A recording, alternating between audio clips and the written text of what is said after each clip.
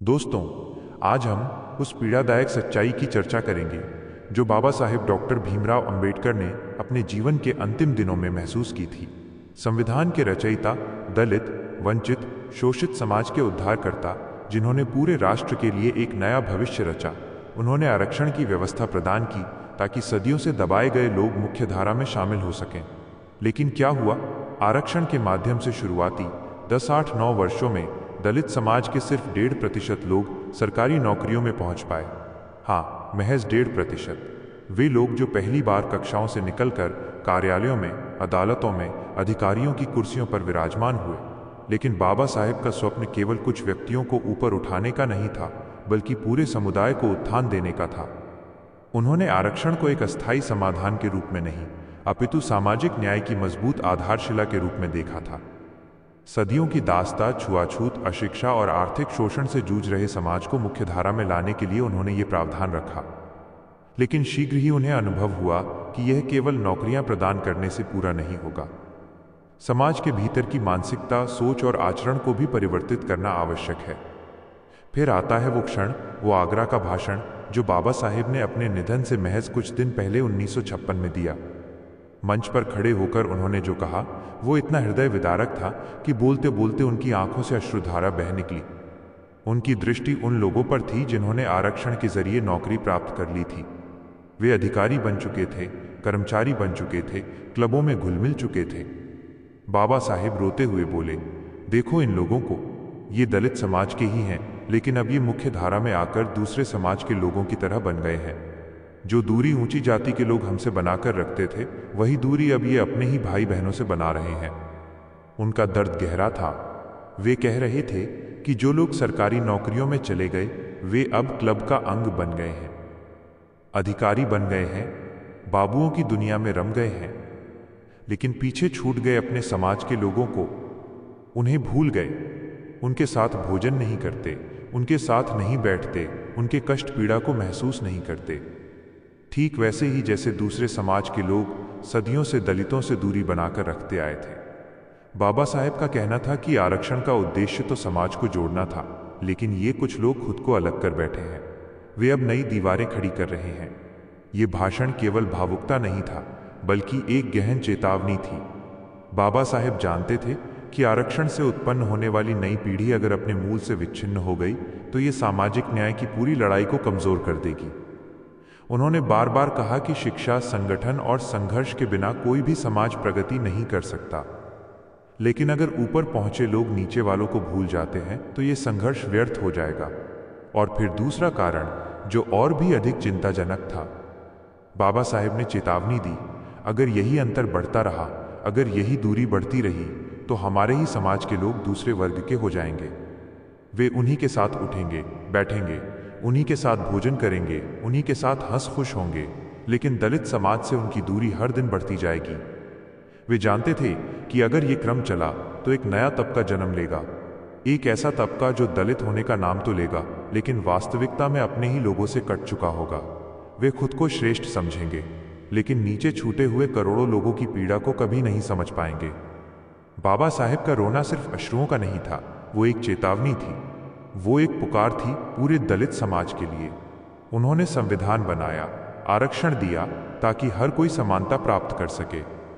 लेकिन अगर आरक्षण के लाभ सिर्फ मुट्ठी भर लोगों तक सीमित रह गए और बाकी पीछे छूट गए, तो ये न्याय नहीं, ये नया अन्याय होगा।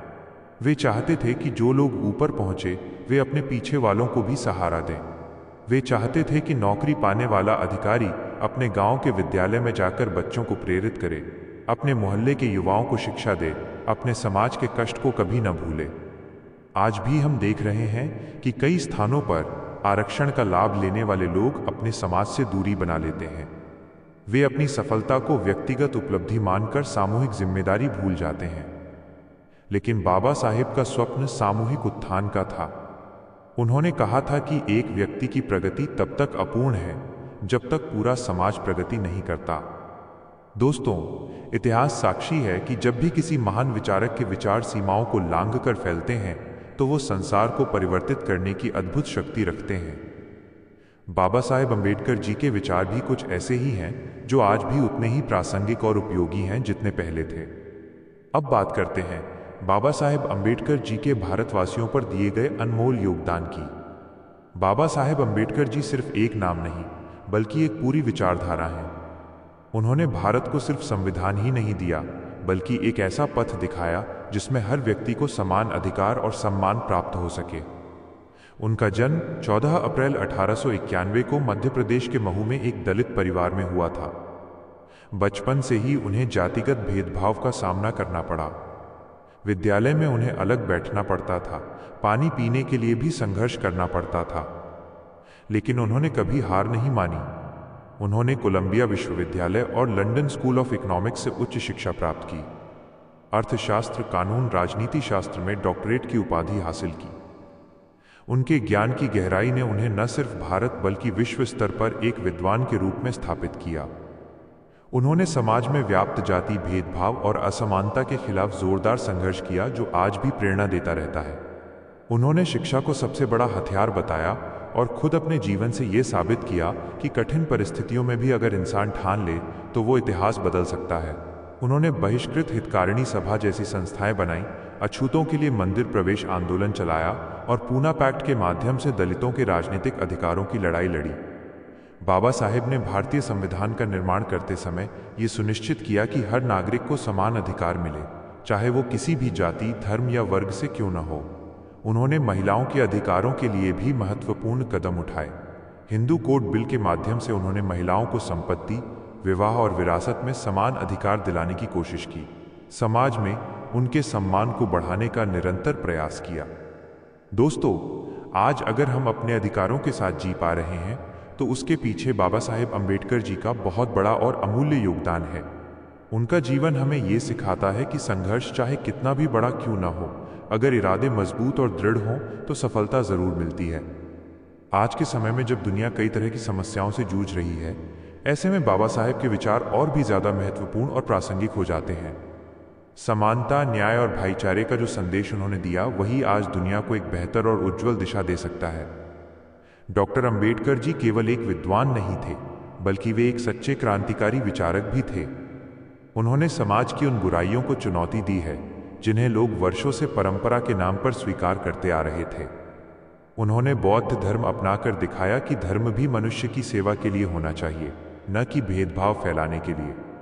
उन्होंने छुआछूत और जातिगत भेदभाव के खिलाफ जोरदार आवाज उठाई और लोगों को उनके अधिकारों के प्रति जागरूक बनाया।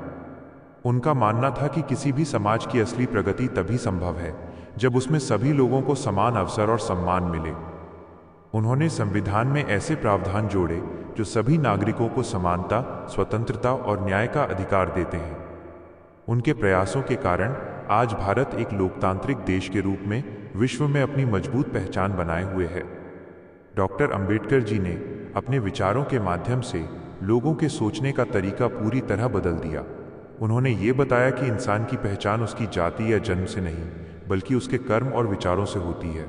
उन्होंने लोगों को आत्मसम्मान का महत्व समझाया और उन्हें अपने अधिकारों के लिए खड़े होने की प्रेरणा दी। उनका प्रसिद्ध संदेश, शिक्षित बनो, संगठित रहो, संघर्ष करो, आज भी उतना ही प्रासंगिक और प्रभावशाली है जितना उस समय था। यह संदेश हमें यह याद दिलाता है कि अगर हमें अपने जीवन में और समाज में सकारात्मक बदलाव लाना है तो हमें ज्ञान प्राप्त करना होगा, एकजुट रहना होगा और अपने अधिकारों के लिए निरंतर संघर्ष करना होगा। आज भी वो आंसू हमें याद दिलाते हैं। आज भी वो भाषण हमें सोचने पर मजबूर करता है। क्या हमने बाबा साहेब का सपना पूरा किया? क्या जो लोग आरक्षण के जरिए आगे बढ़े वे अपने समाज को साथ लेकर चले, या फिर वही पुरानी दीवारें, वही पुरानी दूरी? दोस्तों, बाबा साहेब का संदेश आज भी प्रासंगिक है। आरक्षण सिर्फ नौकरी नहीं, ये जिम्मेदारी है। ये कर्तव्य है कि जो आगे बढ़े वे पीछे वालों को भी आगे बढ़ाएं। तभी असली समानता आएगी, तभी बाबा साहेब का सपना साकार होगा। अगर हम इस अंतर को नहीं भरेंगे तो हमारे ही समाज में नई जातियां, नई दीवारें खड़ी हो जाएंगी और फिर बाबा साहेब का दर्द फिर से ताज़ा हो जाएगा। ये कहानी सिर्फ इतिहास की नहीं, ये हमारी जिम्मेदारी की है। बाबा साहेब ने जो बोया था उसे हमें सिंचित करना है, पूरे समाज को मुख्यधारा में लाना है, कोई पीछे न छूटे। यही उनका सच्चा सम्मान होगा, यही उनका सच्चा स्मरण होगा। हमें विद्यालयों, महाविद्यालयों, गांवों और नगरों में जाकर युवाओं को जागरूक करना चाहिए, शिक्षा का प्रसार करना चाहिए, आर्थिक सशक्तिकरण के नए मार्ग खोलने चाहिए, ताकि बाबा साहेब का सपना सच्चे अर्थों में पूरा हो सके। तो दोस्तों, आपके इस विषय पर क्या विचार हैं? हमें कमेंट करके जरूर बताएं। क्या आप भी मानते हैं कि आरक्षण के साथ साथ सामाजिक जिम्मेदारी भी जरूरी है? क्या हम सब मिलकर इस अंतर को भर सकते हैं? अगर वीडियो पसंद आया हो तो वीडियो को लाइक करके चैनल मिस्ट्री जंक्शन को सब्सक्राइब जरूर करें और बेल आइकन प्रेस कर लें। मिलते हैं किसी और वीडियो में। जय भीम, जय भारत। धन्यवाद।